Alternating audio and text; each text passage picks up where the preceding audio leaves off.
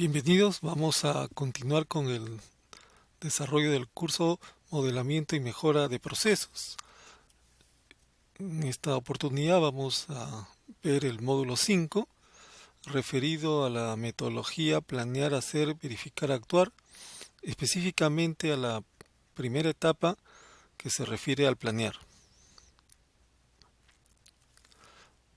Esta etapa puede ser subdividida en 6 pasos.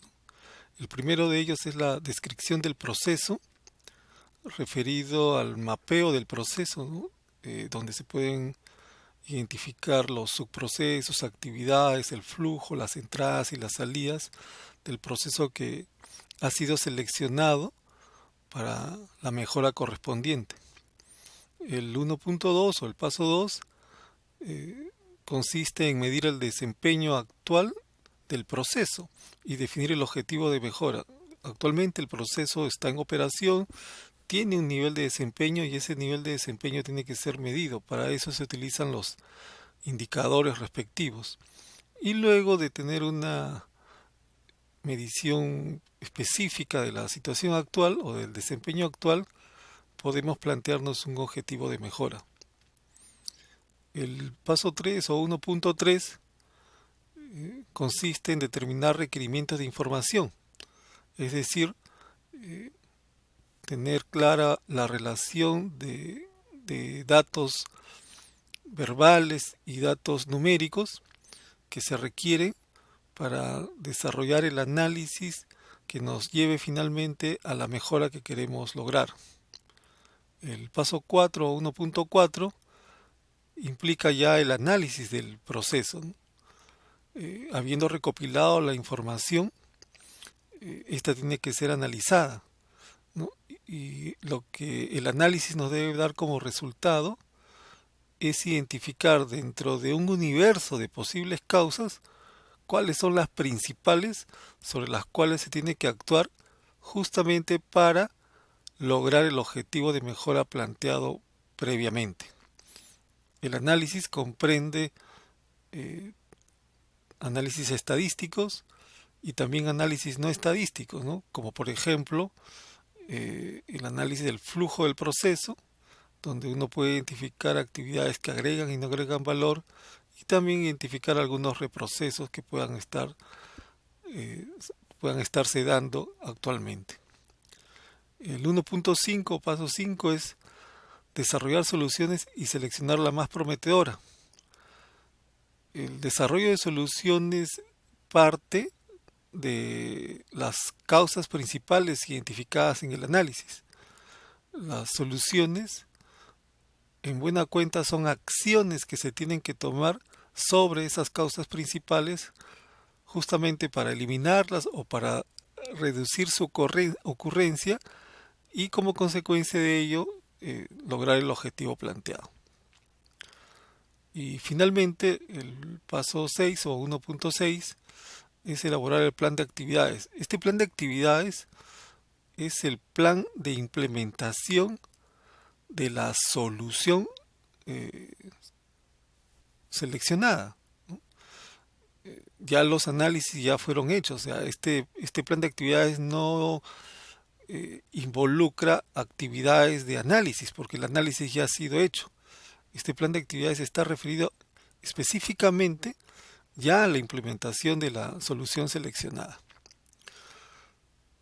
Vamos a ver a continuación el detalle de cada uno de estos puntos, en la que iremos viendo también algunas herramientas, algunos conceptos adicionales a esta revisión rápida que hemos hecho de todo lo que comprende la etapa del planear del PHBA.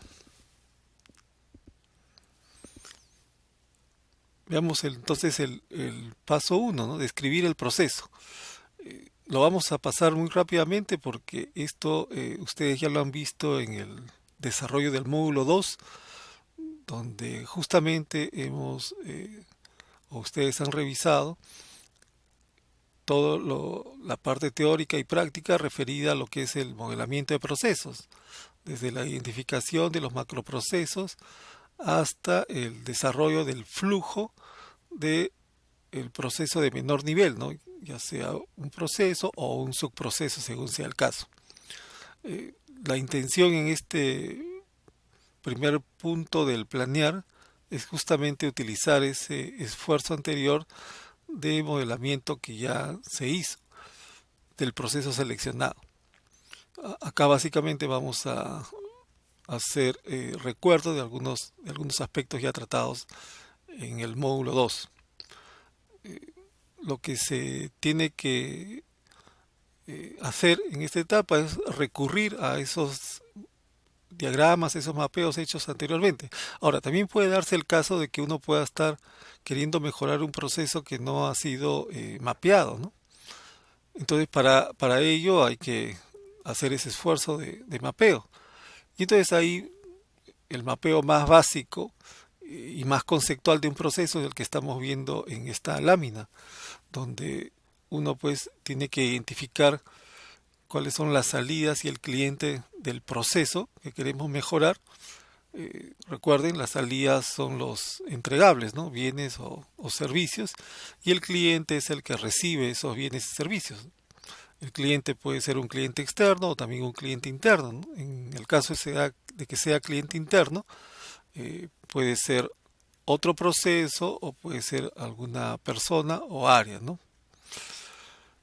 Entonces, ese es lo primero que uno identifica, ¿no? La salida y el cliente. Luego ya está el proceso propiamente dicho, que tendrá una denominación, un nombre.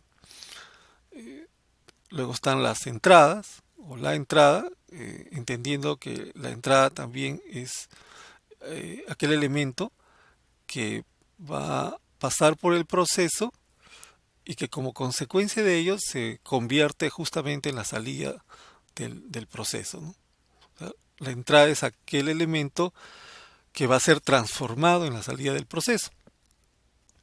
La entrada también se puede identificar como el elemento que desencadena la ejecución del proceso.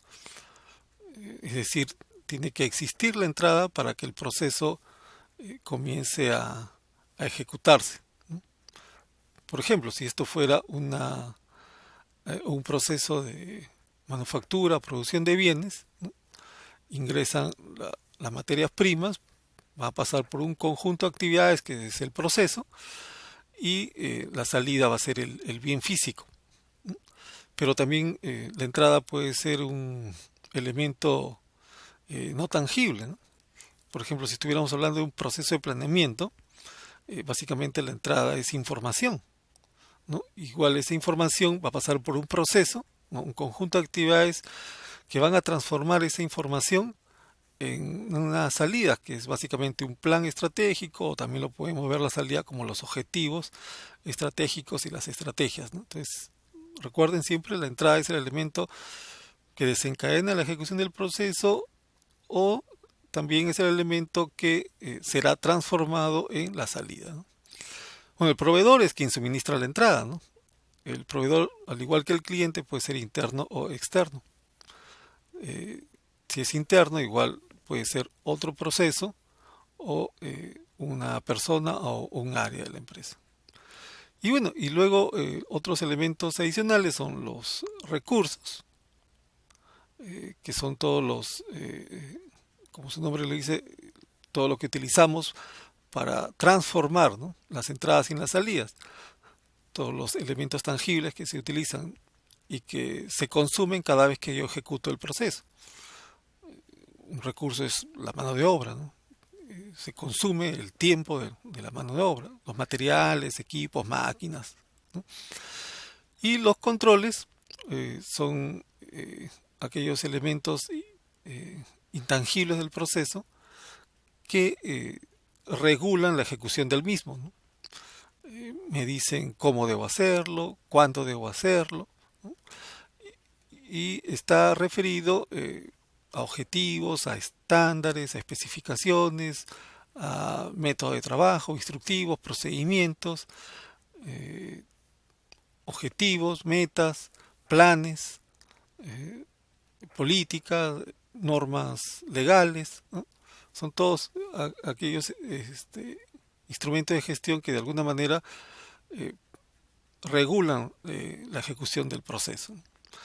Obviamente un proceso solo debe tener aquellos controles que necesita, ¿no? He dado una relación de ejemplos, pero eso no significa que un proceso tenga que tener toda esa lista de controles, solo debe tener aquellos controles que agregan valor y que contribuyen a que la salida sea la deseada, ¿no? Entonces, esta es la representación más básica de un proceso, ¿no? Es una representación bastante conceptual, que me permite primero tener una idea, o tener una primera idea clara de cuál es el proceso sobre el cual yo quiero efectuar la mejora. Luego ya vienen otros diagramas un poco más detallados, ¿no? Este es el diagrama SIPOC, eh, de un macroproceso, gestión comercial, por decir alguno, donde vemos pues que este macroproceso se ha dividido en tres procesos, ¿no? Atención al cliente, atención del pedido, cobranza y servicio al cliente, ¿no? Y bueno, y también se puede identificar las entradas, las salidas, los clientes y los proveedores, ¿no? Bueno, ya la explicación del diagrama SIPO ya